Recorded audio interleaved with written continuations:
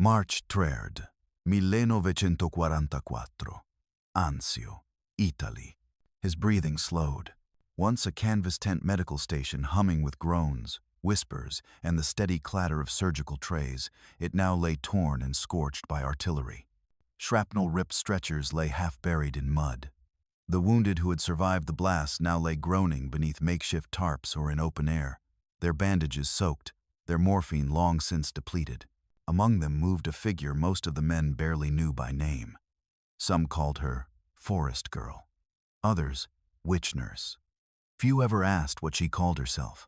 Her name was Rosa Yara, and she was no ordinary medic. The field hospital was a cratered ruin. Rosa knelt beside him, her eyes calm. Her hands worked fast, washing the wounds with boiled water she'd cooled with crushed green leaves from a bundle hidden in her pack. Then she did something no Allied field manual would have ever permitted. From her waist pouch, she produced a small bamboo tube no longer than a man's forearm and uncapped it with reverence. Inside, red ants, alive, angry, waiting. The soldier beside her blinked. "What the hell?" She said nothing. With care, she guided one of the ants onto the open muscle. The insect hesitated, then bit its mandibles, clamping the edge of flesh like a stapler from the jungle. With the same smoothness, Rosa snapped its body off, leaving the head clamped tight, holding the wound shut. Then another, and another. In less than a minute, the man's gaping thigh stump was sewn shut by a row of living stitches, 10 ant jaws, clamped and sealed. She reached for her other pouch. Spider silk. Not just any spider silk. This was the dragline thread of the golden orb weaver, collected in the forests of Brazil's upper Solimões, dried and rolled into silken layers like gauze. Rosa placed the strands carefully across the stitched wound. It clung tight to the skin, absorbing fluid, resisting bacteria, and binding with natural stickiness. The man's screams had stopped. His breathing slowed, and Rosa moved on silently, efficiently, to the next man screaming in the mud. 2 hours later, 18 men who would have died were now alive, and Rosa was just getting started. No one in the 56th Evacuation Hospital had ever seen anything like it. Corporal Thorson, a New Jersey medic who'd served in North Africa, leaned against a blasted ammo crate, watching in disbelief. "She's using insects. For Chris' sake," he muttered. "That ain't medicine, that's voodoo." This was the dragline thread of the golden orb weaver, collected in the forests of Brazil's upper Solimões, dried and rolled into silken layers like gauze. Rosa placed the strands carefully across the stitched wound. It clung tight to the skin, absorbing fluid, resisting bacteria, and binding with natural stickiness. Rosa Yara had come from a world far from Italy. Born in 1919, in a stilted wooden house on the edge of the flooded Amazon near Tabatinga, she'd learned first aid not from textbooks, but from her grandmother, a Ticuna tribal healer who taught her how to pull venom with bark ash, how to calm fever with river mint, and how to seal skin not with thread, but with living jaws and living silk. To Rosa, this wasn't strange. To Rosa, it was medicine, real medicine, older than any university. And tonight, on a torn hillside in Anzio, it was the only thing left. Above the field, the thunder of artillery continued. Rain fell. Smoke drifted from shattered olive trees. Ambulance trucks smoldered at the roadside. And among the ash, the screams, and the silence, one woman from the jungle moved like a whisper of life in a place gripped by death. Tomorrow, her actions would be questioned. Commanders would summon her. Officers would demand reports. But tonight, in the mud and fire, Rosa Yara was not asking for permission. She was saving lives, and no one, not even death, was going to stop her. She never wanted to be here. Not in Italy. Not in the mud, the blood, the bone-deep cold of a foreign war that smelled like rust and regret.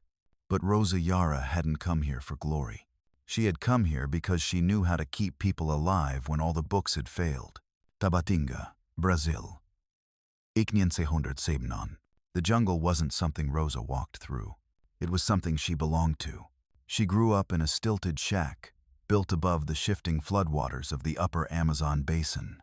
No paved roads, no electricity, just green.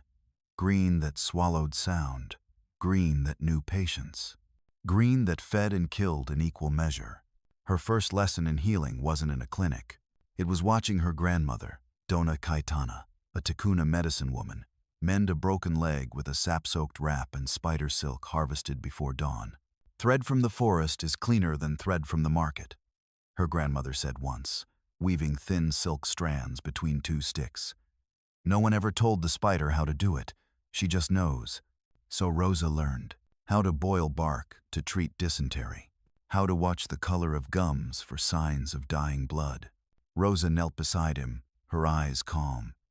Her hands worked fast, washing the wounds with boiled water she'd cooled with crushed green leaves from a bundle hidden in her pack. Then she did something no Allied field manual would have ever permitted. When children in the village were injured climbing trees or fishing, they didn't go to hospitals, they came to Dona Caetana. And Rosa was always there, watching, quiet, curious, always watching.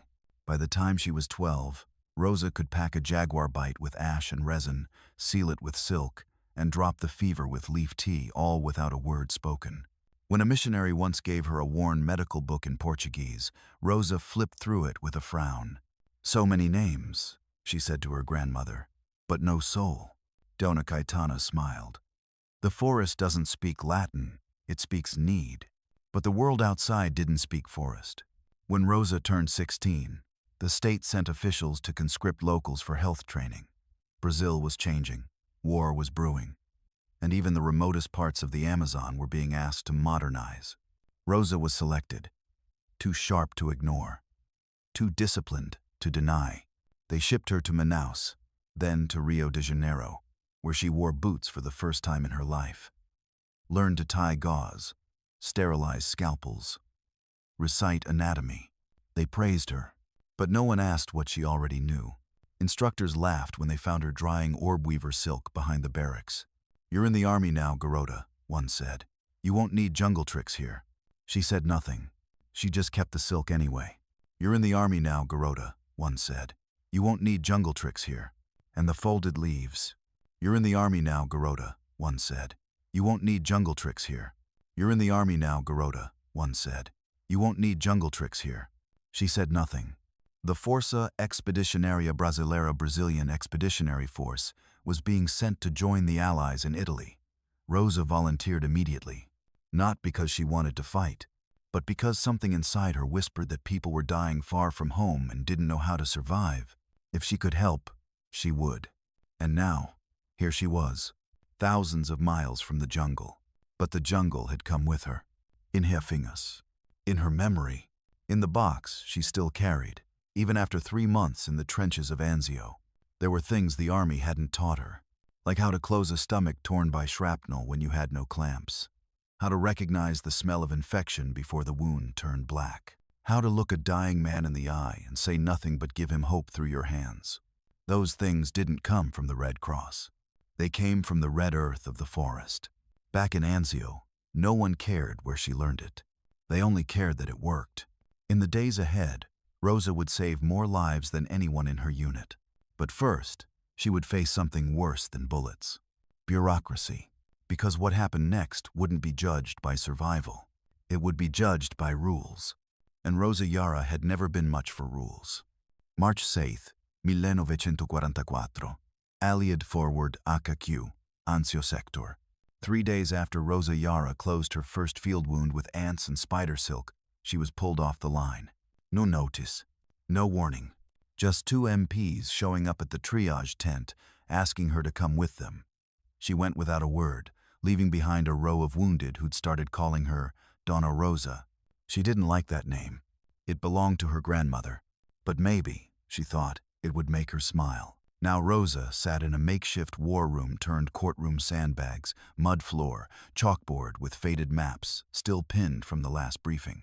Across the table, 4 officers in pressed uniforms. One wore a Red Cross armband. One had a British accent. One was Brazilian, stiff-backed, unreadable. The fourth, an American colonel with the kind of mustache that thought it had seen everything. They weren't yelling. That would have been easier. Instead, they were polite, which was worse. Colonel Braddock leaned forward, fingers steepled. Miss Yara, he began, you've been observed using unconventional materials to treat battlefield injuries. Rosa nodded slowly. Yes, sir. Miss Yara, he began, you've been observed using unconventional materials to treat battlefield injuries. Can you explain why you used live insects on Allied personnel without authorization? She met his gaze. They weren't insects, they were surgeons. A beat of silence. Someone at the table cleared their throat. The British officer Captain Wilkinson chimed in, trying to lighten the mood. She's referring, I believe, to the way certain ants are used to suture flesh. A tribal technique? Yes, Rosa replied. But not tribal. Natural. The Red Cross doctor flipped through his clipboard. Spider silk, bark poultices, ants, crushed leaves, none of this is in Army medical protocol. I know, Rosa said. Then why did you do it? Her answer was simple. Because the protocol wasn't working. They tried to pivot. Do you have formal certification, a degree, university training? I trained in the jungle, she said. Under a woman who saved more lives than this whole room combined. Colonel Braddock bristled. You're speaking to commissioned officers, Private. Rosa's face didn't change. I'm speaking as someone who held a man's guts in her hands with nothing but a torn shirt and a prayer. And made him walk again. Captain Wilkinson broke the silence with a raised hand. If I may, he said, pulling out a report. This is from Corporal Thorson, 56th Field Unit. He observed Miss Yara treat 12 soldiers using her kit and noted that not a single one developed secondary infection. He set the file down. Gentlemen, I don't care what school it came from. That's a better rate than any of us. Braddock wasn't convinced. He set the file down. We can't have medics going rogue, mixing potions, playing jungle healer in a modern war. She's not playing, Wilkinson said flatly. She's winning. For a long moment, no one spoke. Then the Brazilian officer, Major Santos, spoke for the first time. Private Yara, he said in Portuguese. Do you believe your methods can be taught to others? She paused. Yes, but not to those who think it's a trick. What do you need? Her answer was immediate. Let me stay with the wounded. Let me show, not explain. The colonel stood up. Final word will come from command. Until then, you are suspended from field work. Remain on base. He turned to leave, but Rosa raised her voice. Not loud, just steady. You'll need me again, when the drugs run out, when the steel runs out, when the bodies start piling and the rules stop saving them. Braddock stopped, hand on the tent flap. He didn't answer, just walked out. That night, Rosa sat alone by the supply shed, fingering a vial of dried silk in her pocket. Her hands ached to help, but she wasn't allowed. Orders, rules, modern medicine. Let the wounded wait, they said. But the wounded don't wait. Not for bureaucracy, not for permission. And within 24 hours, they'd come calling again, because something worse than infection was coming. And Rosa Yara was the only one ready for it. March 8th, 1944, Anzio, Italy. At exactly 4:12 hours, the first shells fell. They didn't explode like usual. They hissed. And within minutes, the battlefield was crawling with smoke the color of dead leaves, yellow-gray, thick, chemical. Gas. They hissed. By dawn, more than 60 soldiers lay crumpled in the mud eyes, swollen shut, skin sloughing, open cuts that bled like rivers. At the forward medical post, panic reigned. The senior surgeon, a captain from New York, was pacing like a man in a burning room. His voice cracked as he shouted for sulfa, clean gauze, clamps, anything. The supplies were gone. Gas. What was left? Donor says shaking. A half-used bottle of iodine, and a dozen pairs of gloved hands too scared to touch wounds that looked like they came from hell itself. And Rosa Yara? She was in a tent, under suspension, not allowed to treat, not allowed to speak. But she could hear the screaming. She always heard the screaming. She waited 5 minutes. 10. No one came to get her. No one gave the order. So she stood up, took her pack, walked out, right past the guards, right into the nightmare. The first man she saw was Private Langston, a 19-year-old from Georgia, who'd taken shrapnel to the belly the day before. Now, that wound was weeping yellow-black. The sutures had popped from swelling. His skin was splitting open like wet paper. Two medics were arguing over how to contain it. Rosa pushed past them. Kneeling beside him, she spoke softly more to herself than anyone else. "You're not done yet, Menino. Not if I can help it." She opened her pouch. Inside, her emergency roll of forest silk, sealed in waxed leaves. Still dry, still intact. She took a curved twig, bent it like a hook, and began laying down layers of spider thread across Langston's wound, like weaving a net over water. The silk stuck, drank the infection, and began to pull skin together by its own tension. Then came the ants. Not just the small workers. These were the soldier-cast larger, stronger jaws. Rosa lined up the edges of Langston's flesh, guided one ant. Snap, then another. Snap. The medics stared in horror. She's gonna kill him. But Langston's pulse was steady. He was still breathing, and his bleeding stopped. By noon, she'd treated 15 men. No gloves, no standard sutures, no formal clearance. Just silk, ants, and instinct. The jungle again moving through a war that no longer knew how to fight without her. Colonel Braddock found her by accident. He was barking at a logistics officer when he saw the ring of wounded men, each one wrapped in strange gauze, with ants clamped into skin and strips of spider silk glistening like dew on bark. He pushed through the circle, found her bent over another soldier, bleeding out from a torn calf. She didn't flinch. "Stopping him from dying, sir. You're under direct suspension." Rosa didn't look up. "I'll take the court-martial, but not the guilt." She reached into her pouch again. More silk. More lives to save. That night, as medics finished triage, the final tally came in. Of the 62 casualties, 48 had been stabilized. 31 of them had been treated by Rosa alone, and not one had bled out after the silk was applied. They didn't lift her suspension right away. But no one stopped her again either, because no regulation, no rank, no title could match what Rosa Yara brought to the table. A field kit made of leaves and silk, and a refusal to let anyone die alone. They didn't arrest her. They didn't court-martial her. They didn't even say, "Thank you." They just took her kit. The day after the gas attack, Rosa Yara was quietly pulled from the casualty station again. Not by MPs this time, but by a convoy of medics, lab techs, and 2 intelligence officers from Allied Command. They called it a consultation.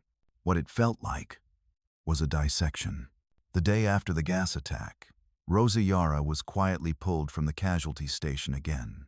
Not by MPs this time, but by a convoy of medics, lab techs, and 2 intelligence officers from Allied Command.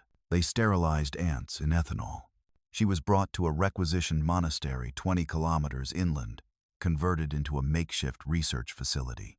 They called it a consultation. They didn't listen. In the center of the old chapel, they'd set up a crude field lab, tables of beakers, scalpels, and half-dissected frogs. A chalkboard covered in notes. On it, her name, circled. Private Rosa Yara. Indigenous technique. Biochemical properties. Alternative field medicine. Unauthorized. Replicability. TBD. She wasn't a nurse anymore. She was a case study. The lead scientist was Dr. Marcus Elwood, a British biomedical researcher with a Cambridge education and a dismissive smirk. He tapped a strand of spider silk, laid under a microscope, and frowned. Inconsistent tensile strength. This wouldn't hold under battlefield conditions. It held 30 men together last night, Rosa said flatly. Yes, well, anecdotal, he muttered. They tried to copy her. They sterilized ants in ethanol. They ran spider silk through gauze machines. They attempted to refine the process, turn her living fieldcraft into a tidy protocol with numbered steps and pH-balanced antiseptics. It didn't work. They sterilized ants in ethanol. After 4 days of failed trials, they called her back in.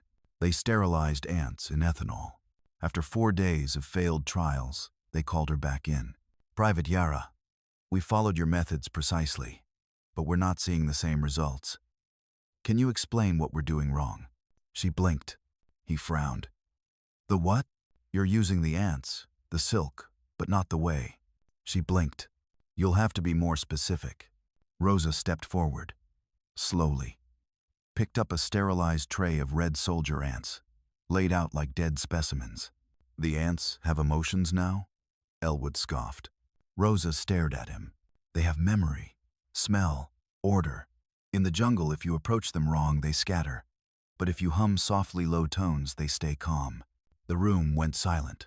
You're using the ants, the silk, but not the way. She whistled, barely audible. The ants aligned. Still, with 2 fingers, she plucked one up and held it near a piece of soft meat on the test dummy. It bit, hard. She broke the body. The jaws held. Elwood stepped closer. That's impossible. No, Rosa whispered. It's forgotten. Then came the silk. They had boiled it, bleached it, sterilized it to death. You're using the ants, the silk, but not the way. Elwood stepped closer. She picked up a fresh strand from her own pack, pressed it gently onto a wound replica. She picked up a fresh strand from her own pack, pressed it gently onto a wound replica. And it stayed, one medic whispered. It's like it knows where to go. Rosa nodded. Because it does. That afternoon, the tests were repeated with Rosa guiding the process, not the scientists. The infection rates dropped. The wounds closed. Not perfectly, but enough for the surgeons to sit back and finally, quietly, accept. They couldn't replicate what she knew because it wasn't taught. It was lived. Dr. Elwood approached her that evening, staring at the campfire outside the monastery wall. I still don't understand it, he said. How did you learn all this? She didn't look at him. She just stared into the flames. Spider silk is alive, she said. You can't boil it. You collect it at dawn, when the webs are fresh and dry. You roll it slowly between the fingers. Let your skin warm it. That's not medicine. They couldn't replicate what she knew because it wasn't taught. For the first time in weeks, Rosa Yara slept on a real bed. Clean sheets. For the first time in weeks, Rosa Yara slept on a real bed. That's not medicine. The war felt distant here, muffled by stone walls and paperwork. In the morning, they made her an offer. We want you to stay, said Dr. Hirsch, a senior army medical advisor flown in from London. He was different from Elwood, older, softer spoken, less dismissive, but more dangerous in his own way. You'd work with our science teams, help us standardize your methods, design field kits for jungle warfare, maybe even publish. No, she said. That's healing. March 12th, 1944, somewhere near Nettuno, Italy. A promotion. A place in history. Rosa stared at the document. Printed in English, stamped with Allied seals. It felt heavy, like the kind of paper that locked you in. She said nothing for a long time. You'd be saving more lives this way, Hirsch insisted. Not just one soldier at a time, but thousands. Think bigger, Private Yara. Don't let your gift die in the mud. She said nothing for a long time. He said it like she'd invented something. Like she owned it. Like she owned it. She watched ants moving across the moss-covered stones. They weren't fighting, just moving. In harmony. In purpose. No orders. No signatures. Just instinct. That evening, she packed her kit, folded her silk leaves, fed her ants, and burned the contract. She returned to the front the next morning without waiting for permission. She watched ants moving across the moss-covered stones. It felt heavy, like the kind of paper that locked you in. She returned to the front the next morning without waiting for permission. Her return stunned the medics at Anzio. Rosa just shrugged. Because she'd seen the omens. I wasn't finished here. Didn't they promote you? One nurse asked. But something had changed. When she walked in, soldiers nodded. Some even smiled. She wasn't the jungle girl anymore. She was the one who closed wounds when no one else could. That night, she wrote in her notebook. She was the one who closed wounds when no one else could. She wrote, the scientists think the forest lives in the ants and the silk. But the forest lives in the silence between heartbeats. In the moment you choose to stay when others run. She closed the book and slept beside the wounded just like before. At dawn, an artillery shell slammed into a logistics convoy 4 clicks north. A mass casualty alert went out across the line. Some even smiled. Field medics arrived first, but they called for one name, At dawn, an artillery shell slammed into a logistics convoy 4 clicks north. Some even smiled. They called for Yara. She ran. She ran. No orders, no signatures, no authorization. They called for Yara, like ants in the dust. The first man she reached was holding his own neck closed. The medics had frozen. She didn't. As the blood sprayed and the sirens wailed, someone whispered, "She's not supposed to be here." And someone else answered, "She's not supposed to be here." In the weeks to come, Rosa would face worse. Wounds that screamed. Codename, Wolf Lantern. Wounds that screamed. She's not supposed to be here. Like ants in the dust. But a mission she didn't expect. The medics had frozen. Like ants in the dust. The medics had frozen. Like ants in the dust. From a man who had never met her. It passed from trench to trench. Foxhole to foxhole. They said there was a medic. No, not a medic. A woman from the jungle who could stop bleeding with spider webs and make wounds close without a needle. Far behind German lines, an Allied Special Reconnaissance Unit was in trouble. Codename, Wolf Lantern. Codename, Wolf Lantern. Ambushed, scattered, bleeding. It passed from trench to trench, foxhole to foxhole. Wounds that whispered. It passed from trench to trench, foxhole to foxhole. But their message somehow got out. Smuggled on a piece of paper in a messenger's boot. They said there was a medic. No, not a medic. A woman from the jungle who could stop bleeding with spider webs and make wounds close without a needle. Send the Brazilian woman. The one with the spiders. No one even knew her full name. No one even knew her full name. Smuggled on a piece of paper in a messenger's boot. Find Yara. They found her where she always was.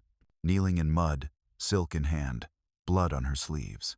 When they told her what the message said, she didn't blink. She just stood. Where are they? They'll be in hours. She just stood. Far behind German lines, an Allied Special Reconnaissance Unit was in trouble. The logistics officer scoffed. You can't just walk through German lines. You'll be shot before you get 500 feet. Rosa calmly slung her pack over her shoulder. Then I'll crawl. They gave her a field escort reluctantly. 2 paratroopers, both volunteers. One carried a sidearm. Rosa carried her ants. The night was cold. No moon.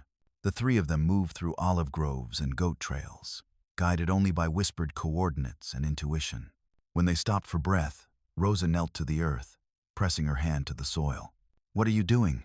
one soldier asked. The 3 of them moved through olive groves and goat trails, guided only by whispered coordinates and intuition. "They're close. I can feel where the leaves have been stepped on, but not broken." At dawn, they found the hideout. A collapsed farmhouse halfway buried into the hillside. Inside, 5 men. One had lost a hand. Another had a gut wound packed with old bandages. The third was barely breathing. No morphine, no plasma, no evacuation. Rosa knelt beside the man with the gut wound first. The 3 of them moved through olive groves and goat trails, guided only by whispered coordinates and intuition. The soldier with the sidearm leaned in. "We thought he was gone." "He's not," Rosa said. "Not yet." She worked for 4 hours without standing. No surgery, no steel, just silk, ants, her own breath. When the man opened his eyes, the soldier next to him wept. No surgery, no steel, just silk, ants, her own breath. She stood, her legs shaking not from exhaustion, but from holding too much stillness. The team leader, a British sergeant, stepped forward. "You came all this way alone," he said quietly. "Why?" She looked at the 3 men lying on blankets, still breathing. "Are you not afraid?" The team leader, a British sergeant, stepped forward. She looked at the 3 men lying on blankets, still breathing. She refused. They tried to offer her a medal. She walked away before they finished the sentence. As she slipped back through enemy lines that night, one soldier asked her a question he couldn't hold in. They tried to offer her a medal. Rosa stopped, looked up at the stars, and said, "I've carried death in my hands since I was a child. I'm only afraid of doing nothing. Are you not afraid?" The message had already made it back. The wounded were alive. The whisper had become a name, and Rosa Yara had become something more than just a medic. She had become a story, passed between firelight and morphine, between bandages and prayer. The jungle wasn't just following her anymore. Now, it was listening. The jungle didn't need a manual, but the army did. By late March 1944, Rosa Yara had treated over 60 wounded soldiers using methods no textbook covered, and word had spread faster than any official memo. "Are you not afraid?" A young medic from Boston asked if he could watch her suture with ants. "Are you not afraid?" Rosa stopped. They didn't ask for permission from their commanders. They just watched. "Are you not afraid?" and passed it on. Within weeks, a quiet revolution was underway behind the front. Then a British nurse began folding leaves the way Rosa did, carefully, with respect, not force. Then a British nurse began folding leaves the way Rosa did, carefully, with respect, not force. The message had already made it back. Within weeks, a quiet revolution was underway behind the front. No papers, no curriculum, no rank. They called it the Jungle Protocol, because they knew what would happen if they did. And they were right. April 2nd, 1944. Allied Medical HQ, Naples. Not from manuals, but from memory. Or the right ones, depending on who you asked. And they were right. "What the hell is this?" Or the right ones, depending on who you asked. "Or save them," Hirsch offered. "What the hell is this?" "Or save them," Hirsch offered. But to be interrogated. A colonel from military intelligence slammed it onto a desk in front of Dr. Elwood and Dr. Hirsch. A colonel from military intelligence slammed it onto a desk in front of Dr. Elwood and Dr. Hirsch. Rosa folded her hands and passed it on. Even the officers. Colonel Braddock was there again. Older, quieter, less certain. But now, everyone stood when she entered. Even the officers. He looked up. "You've created a doctrine without clearance. 37 recoveries attributed to your direct methods. Another dozen reported by medics using your protocols." He looked up. "Not from manuals, but from memory." Rosa folded her hands. "Not from manuals, but from memory. You can't standardize a leaf that only grows once a year. If we are to integrate your methods into formal training, we'll need written definitions, standards, measurable reproducibility. We're not denying the results, Yara. But battlefield medicine must be uniform, predictable. You've created chaos." She smiled, gently. "No, sir. I created options." Silence. Then Braddock asked the question no one else dared. "Would you be willing to turn over your methods? Let us refine them into official doctrine." Rosa stared at him, then spoke, slowly. "I'll teach anyone who listens. But I won't let you own what doesn't belong to you." "What do you mean?" But Rosa's silence didn't stop the spread. "I'll teach anyone who listens. But I won't let you own what doesn't belong to you." The line they couldn't cross. Another officer chimed in. In the end, they compromised. They didn't arrest her. They didn't promote her. They just let her go. Back to the mud. Back to the wounded. Back to where the ants still bit and the silk still stuck. But Rosa's silence didn't stop the spread. The medics kept sketching. The nurses kept whispering. And the field kits started including things never listed in Army supply codes. Leaf bundles, hand-collected spider silk, clay, wrapped ant colonies in waxed gourds. No paperwork, just results. Rosa never asked for credit. She never signed anything. But one sergeant later wrote in his journal, "The Army gave me gauze. Rosa gave me life. One day, I'll teach my daughter what she taught us, and call it medicine, but really, it's memory." April 17th, 1944. Hill 402, south of Anzio. Leaf bundles, hand-collected spider silk, clay, wrapped ant colonies in waxed gourds. It belongs to the forest, to my grandmother, to those who learned it before the war, before the uniforms. It's not yours to brand or bottle. Rosa moved through the tents like a shadow tending wounds, calming tremors, dropping spider silk like threads of light across broken skin. No rank, no orders, just rhythm. Leaf bundles, hand-collected spider silk, clay, wrapped ant colonies in waxed gourds. At 9:48 a.m., the first shell landed. Not at the front, but behind it. Direct hit. Field hospital, tent sea. The world turned upside down. Canvas erupted. Earth shattered.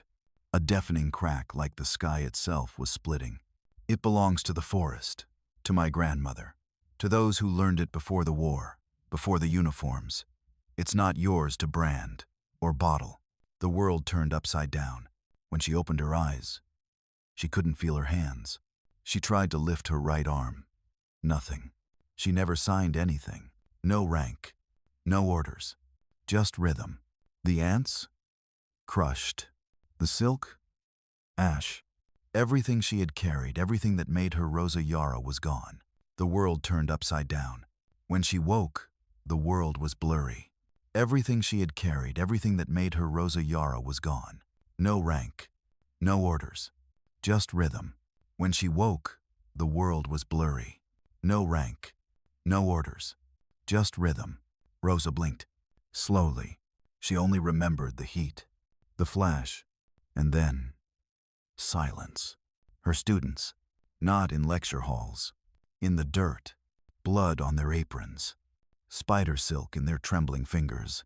They were closing her wounds with her own teachings, and not one of them was hesitating. She blacked out. No one shouted. No one froze. One medic, Private Lee, from Chicago, reached into a small box he had made himself. A gourd lined with cloth and leaves. Inside, a colony of Camponotus ants Rosa had gifted him 2 weeks earlier. He picked one up, guided its jaws to Rosa's thigh. Snap. Then another. Then another. Snap. Guided its jaws to Rosa's thigh. But it worked, just like she'd shown them. Hours later, as the sun dipped behind the hills, Rosa drifted in and out of fever dreams. She saw her grandmother's hands, saw the river near her village, the vines, the ants moving across bark like water. And then she heard a voice, not in lecture halls. Close. Real. Real. Eyes puffy. Hands steady. I used your silk on the captain too, she said. He's gonna make it. Rosa tried to speak. Only a whisper came out. Not mine, the forest's. That night, Rosa didn't die, because the jungle had already spread into 10 other medics. 20, 50, across lines and uniforms and languages. The next morning, when Colonel Braddock visited the ruins of Tent C, he found Rosa asleep under a tarp, hair hands bandaged, arms braced, and surrounding her, half a dozen medics tending to patients using leaf wraps, fresh spider silk, ant jaws sealed with thread. Braddock asked where they learned it. None of them gave their own names. They all said the same thing. Yara.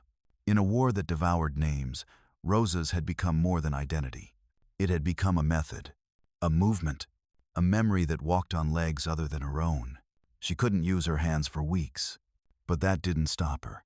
She taught with her voice, her eyes. She watched from her cot as others took her place, not to replace her. A memory that walked on legs other than her own. The war was over. The rifles were silent. The generals had their parades. The flags came down. And ships brought soldiers home. But Rosa Yara didn't come back to applause. She came back to trees. Her boat slipped through the flooded veins of the Amazon like it never left. The jungle breathed the same. The soil still steamed after rain. And the silence was deeper than anything Europe could ever know. She was thinner now, scarred, her left hand still stiff, her right steady again. But inside her pack, still no morphine, still no gauze. But Rosa Yara didn't come back to applause. A memory that walked on legs other than her own. But Rosa Yara didn't come back to applause. They thought she'd died in Italy. But to multiply her, September 1945. Somewhere deep in the Brazilian rainforest. Just ants, leaves, and threads of silk. But the one who returned, she carried something new. Just ants, leaves, and threads of silk. Rosa laid out what she had brought. Bundled silk tied in linen. Ant containers wrapped in canvas. A small journal not with war stories, but with diagrams. Labeled in Portuguese. Then in Tupi. She opened the book and said just one word. Teach. For the next 5 years, Rosa became something no army could ever assign. A weaver of generations. She taught mothers to harvest silk without breaking webs. She taught children to speak to ants in soft whistles. She trained midwives how to seal cuts without steel. And she told stories. A weaver of generations. Just ants, leaves, and threads of silk. But of men who would have died if not for one ant, one thread, one woman with no rank. She taught children to speak to ants in soft whistles. Did you win the war? She smiled. I didn't fight it, but you saved people. I didn't save them, she said. The forest did. I just remembered what it knew. By 1951, doctors from São Paulo began visiting, curious about the jungle medic. They came with clipboards, cameras, translators. Rosa welcomed them, offered tea, showed them how to feel a fever through bark, and then sent them home with nothing but silence unless they were willing to listen. Really listen, not record. In 1957, a journalist from Rio published a short column. It read, "There is a woman in the jungle who closes wounds with ants and silk. She never took a medal, but they say 70 men owe her their life, and none of them forgot her name." By 1964, her story had crossed oceans, not as a headline, but as a rumor among medics in Vietnam, in Laos, in Angola. Find the jungle woman. Follow the ants. Trust the silk. Rosa Yara died in 1972. No uniform, no rank, no monument. Just a folded journal tucked in a clay pot beside her bed. Inside, a note. To whoever finds this, the medicine is not mine. It is in the forest. Go, listen, and remember, healing is not control. Healing is return. R.Y. Years later, in a remote hospital in Manaus, a young nurse stitched a child's cheek with a translucent thread she collected at dawn. When asked where she learned it, she simply said, "My grandmother learned it from a woman who healed soldiers, without permission." And somewhere in a military archive, buried beneath stacks of reports and red tape, there's a file, classified, unverified. Subject: Private Rosa Yara, unauthorized field medicine. Outcome: not recommended for formal integration. Reason: techniques cannot be standardized. But outside those archives, Rosa Yara lives. In every ant that bites, in every thread that holds, in every forgotten place where life dares to cling. Because she wasn't just a medic. She was a bridge between science and soil, between memory and muscle, between what war destroys and what nature refuses to forget.